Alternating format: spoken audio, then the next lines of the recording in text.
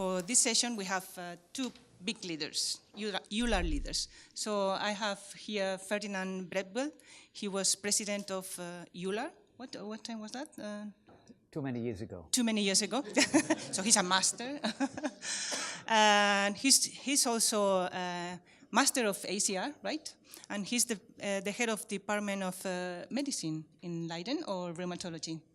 Rheumatology, yeah. But I retired. But he retired. That makes him even more master, right? Because he has nothing to lose in what he says, right? Yeah. That's perfect. And on my left, I have Neil Betteridge. He was vice president of EULAR, and he has arthritis since the age of 4. That's right. And he has been CEO to many important associations and organizations. He has worked for so many things that I really need to sit down. So some clients he has is the Royal College of Physicians, for which he has been a strategic advisor. He has some honorary positions as liaison officer and public affairs for EULAR. And also he's co-chair of the Chronic Pain Policy Coalition. He has also been CEO of Arthritis Care UK and chair of UK per member ARMA, and ministerial advisor on both health and disability issues. So here we have two big people who will talk about something they know a lot, which is actually leadership. So let's open this debate. Neil, Ferry, first of all, how did you discover the ambition to become leaders yourselves, and how did you develop your skills? Oh, I'm connected. Yeah. Nowadays they teach medical students in competencies, and leadership is one of the competencies. They have to reflect on it. That was not in my time. So I trained and I became a rheumatologist. And then I was interested in the group and in all the activities, and doing the course things in medicine, seeing patients and doing teaching and some research. If you do that good, then gradually they give you some responsibilities, and I said yes to small things, and then you realize that there are limits. You have to sort things out. So then I started to think about these things, not in a way that I wanted to climb the ladder. It was not related to hierarchy. It was connectivity to and an interest in the group, and it went on from there.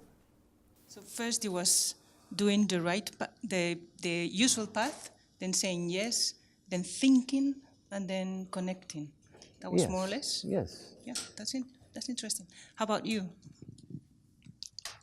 I think it's a really interesting question as to whether leadership is an ambition, a goal for most people, or whether, a bit like you say, Ferry, it's something which almost comes your way. Maybe in some ways it's a byproduct of a combination of things, your qualities, your experiences, and also I think your individual vision. So I for example, was probably about 30, so a lot of years ago, when I first even thought about leadership in that direct, personal way. I was lucky enough to win a national competition in the UK for people who had or have health experiences themselves, some kind of disability or condition, and who worked in that sector.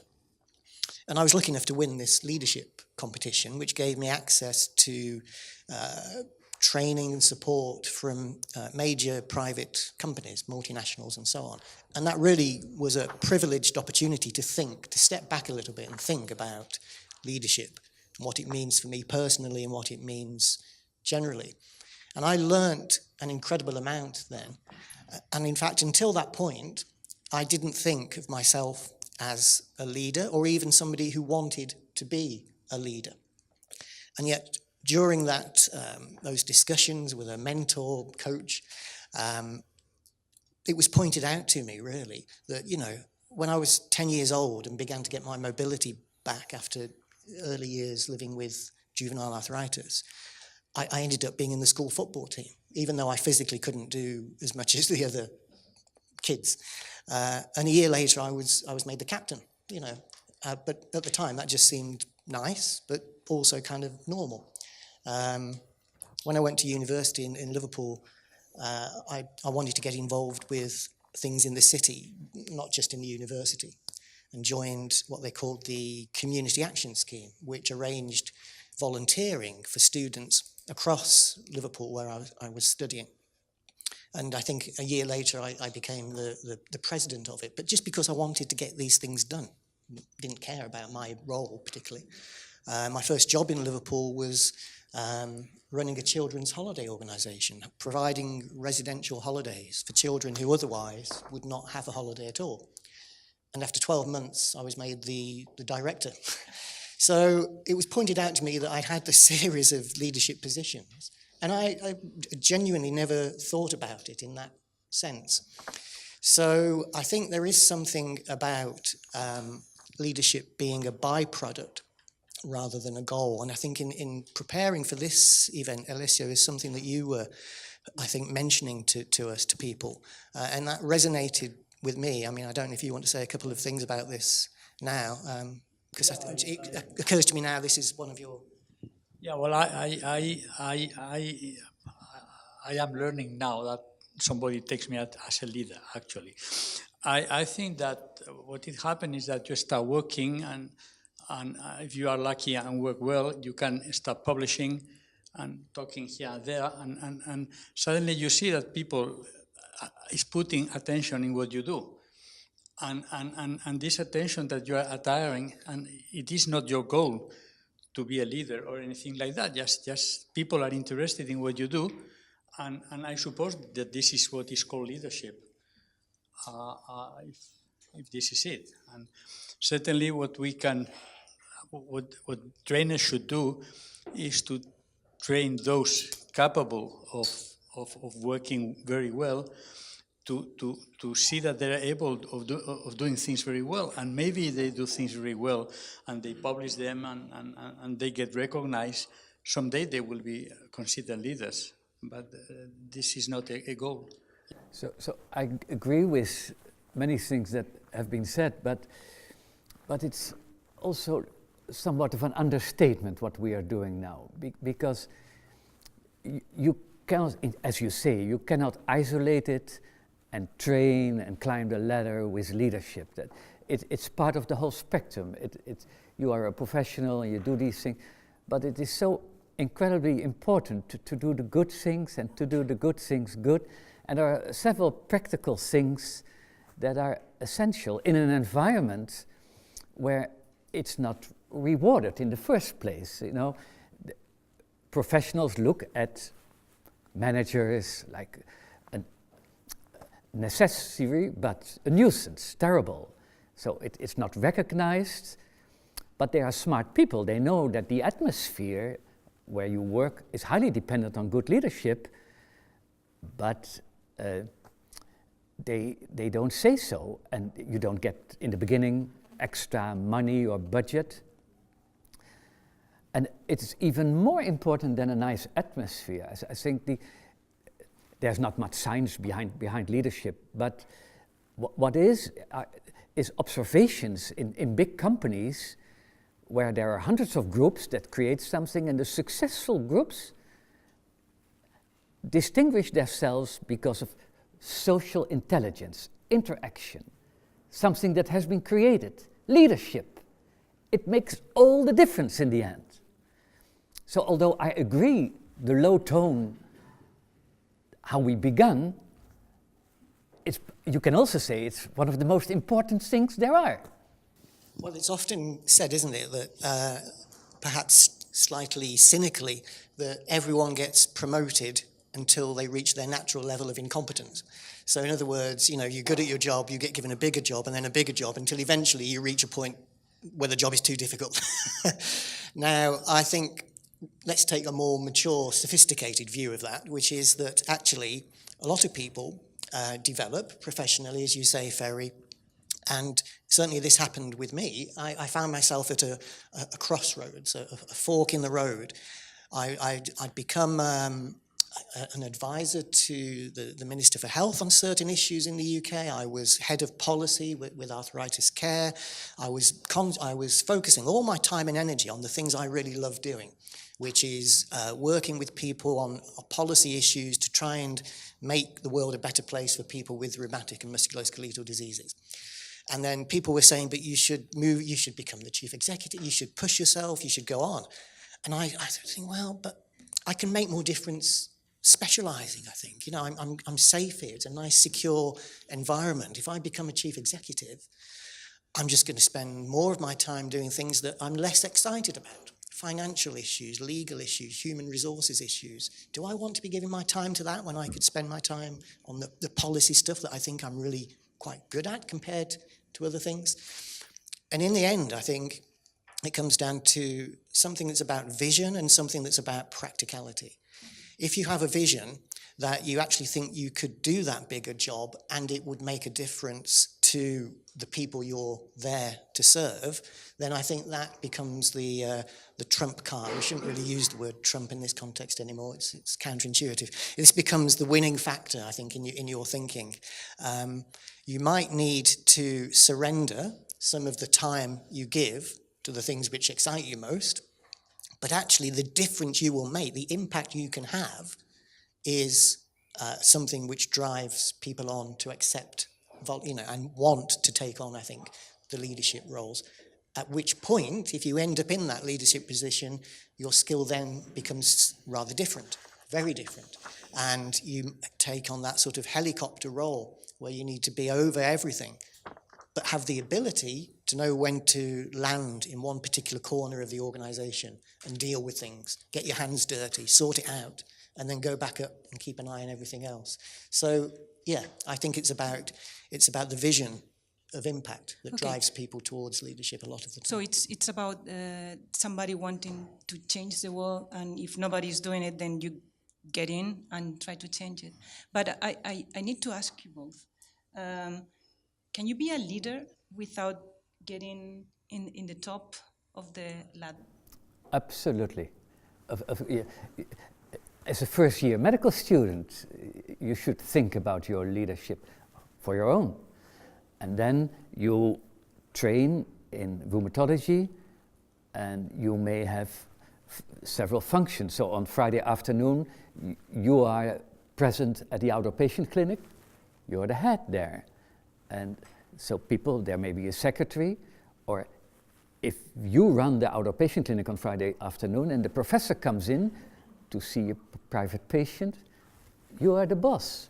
So talk about the standing operating procedures and take your role. Then you get a project, some money and a project, and then there may be a technician or a group that does teaching, and you have responsibility. And then there may be a department, and then it goes on and on. And all these phases, you have to think about practicalities of leadership. As Neil said, there are practical things. Create an environment, create real discussions, create atmosphere. Practical. Absolutely. You don't have to be an organizational leader to lead a process of change. And it's processes of change which I think motivate most of us, whether you're a rheumatologist or a health professional. You either want at the individual level to change things for the better for the individual patient, or you want to change where you work, your unit, your hospital, to put it into a better situation. So let me maybe just give an example, because we've spoken quite sort of hypothetically, I suppose, so far.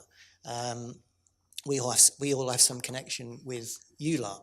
And as you mentioned, Loreto, my position at the moment is as an executive committee member, but it's liaison officer public affairs. So it's around the advocacy lobbying issues. So, I've never been the president of EULAR, but I've tried to lead processes of change within EULAR. And for my area of work in recent years. One of the goals has been to establish, in the eyes of the European Union institutions, so the Commission, the Parliament, and so on, a view that rheumatic and musculoskeletal diseases is a major condition, just as much as diabetes and cancer and respiratory and cardiac, etc. And when we started this, when Joseph Smolin was first in that position before I succeeded him, way back 15 years ago, for example, that was nowhere near the case. In fact, people, the policymakers in Brussels would not even particularly want to talk to you about rheumatic diseases. It wasn't on their agenda at all. And it takes years and years and years of persistence and patience and strategy and bringing in the right people at the right time to make progress. And sometimes it's frustrating. We all have to admit that when you're leading processes of change, especially if they're very ambitious ones, that you're going to, sometimes it's 2 steps forward, 1 step back. Sometimes it's 2 back. But if you believe in it, if you really believe, A, this is the right thing to do, and B, it's possible, then I think you can find the motivation to continue that process of change. So when a couple of years ago, the new research framework program was announced for this current period, which, Horizon 2020, there we were, rheumatic and musculoskeletal diseases named in the same section where the major diseases that I just mentioned are also mentioned. It's a step. It doesn't solve every problem, but it's a step. But you really do need a long-term vision, I think. Otherwise, there are plenty of advocacy activities which start, people get excited, a year later it hasn't worked, and it goes away again. That's not how you bring change about. So it's long-term thinking. And, we are here in an environment of teaching and learning. So it's nothing, really, it's not about us, but about the trainees and students. So how, and else we are getting old, so we have to have a replacement, right? So how will we identify future leaders among our trainees or students? How do you identify them? Well, involve them as much as possible, and the nice thing of our environment is that there are always young people and that's the future. So bring them in position and give them responsibilities and stimulate them. That's one of the weak things in our environment. We are professionals. We have to be good doctors and good teachers and innovators and some research. And that's very unique of university medical environment. In normal companies, there's only one task, and we have 4.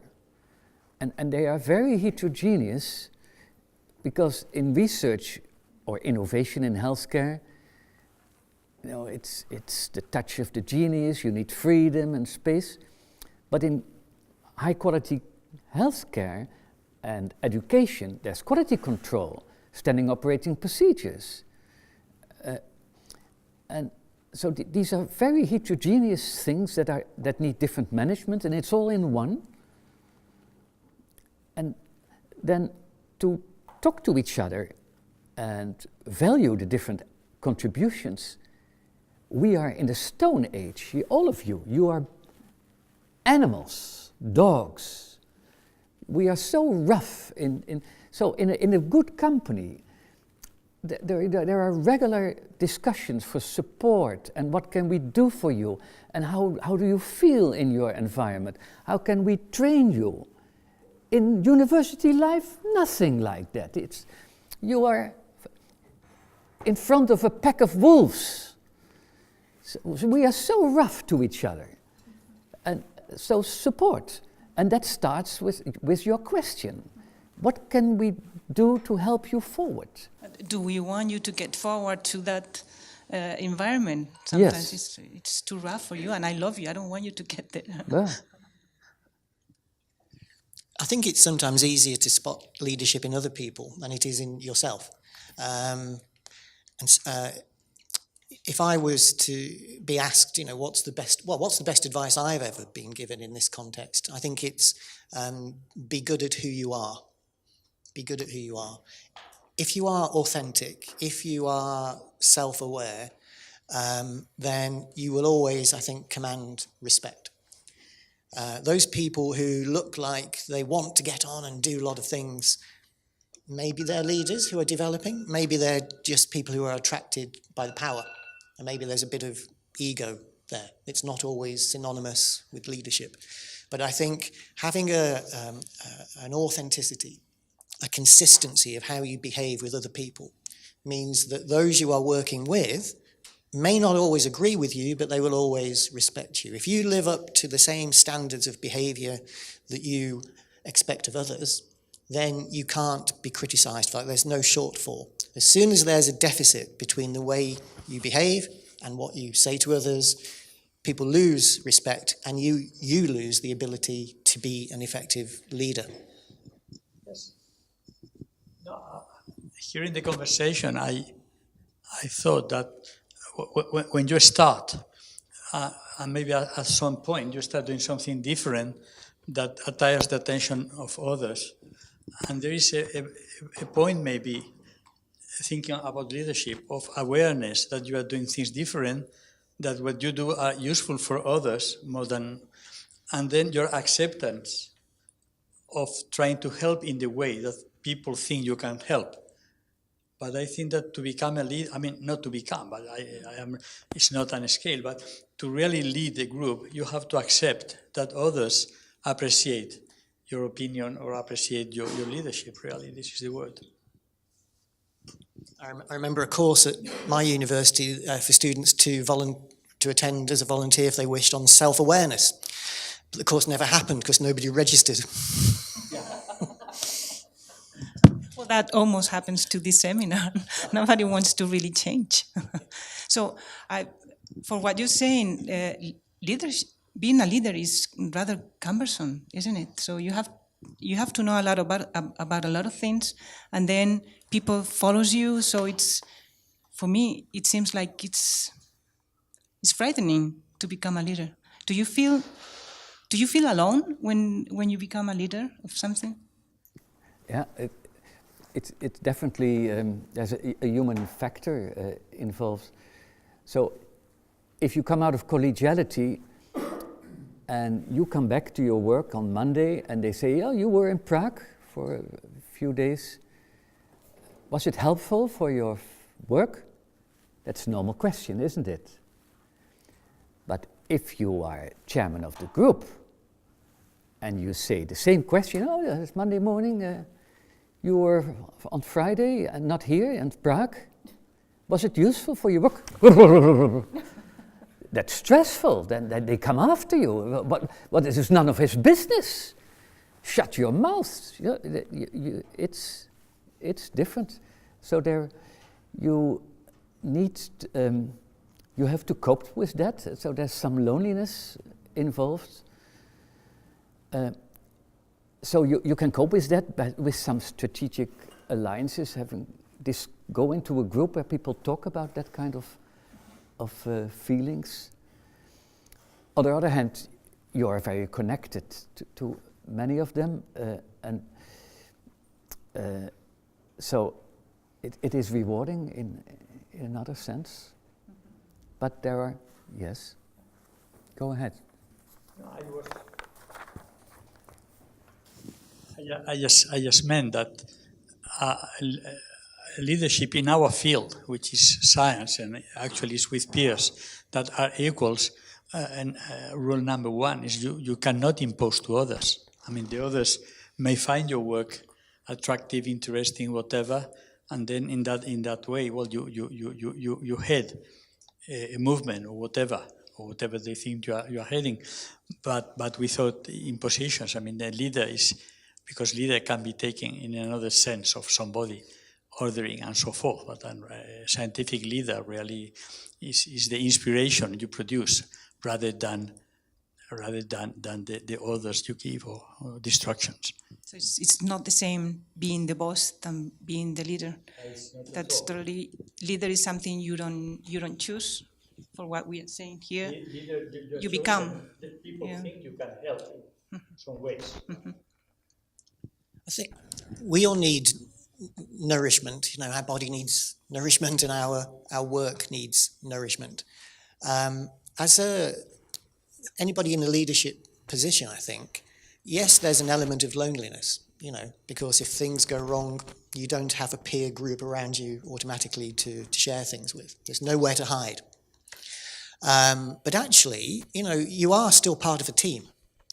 Because by definition, if you are a leader, you're leading something. You're leading other people, and you're leading on issues. And those things can still provide nourishment. But more than that, I think it's a sense of having a common purpose, a common vision about where we're trying to get to as this team, which could be your unit, your hospital team, your regional team, your disease community. But you know that there is a common vision. So brief example, if I may, again, a EULAR example. The first time I became the vice president of EULAR was back in 2001, here in this city of Prague, actually. And now, I guess, for most people in the room, because I realise I'm older than most people here by a long way, it seems quite normal that PARE, the patient group network of EULAR, is just one of the three pillars alongside the health professionals and the clinicians. It's just normal. We do everything together, equal respect and responsibilities. Absolutely normal. It was not like that in 2001 at all. And the person sitting opposite me knows this better than almost anyone, and probably did more than almost anyone else to make this change happen.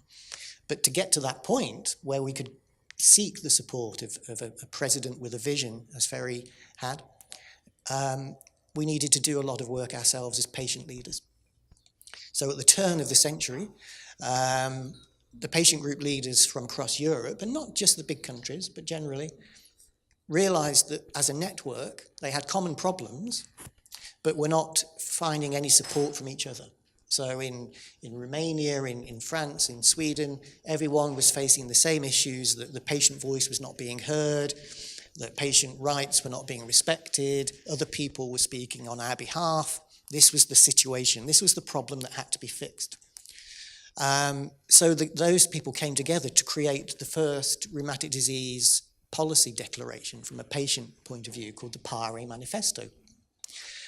It was a project, not an organisation. And we tried to sell it into EULAR, actually. We asked the executive committee to see if this could be supported and developed. There was a vision. In fact, there was a vision then of what we have now, but we were nowhere close to it. So EULAR at that point did not, in its strategic plan, it was not a good fit strategically. So this is no criticism of those early years where this change did not automatically happen. But later, different leaders within EULAR came in, for example, Joseph Smolin, who's very enthusiastic about making external change happen, about raising the profile of this disease area with policymakers.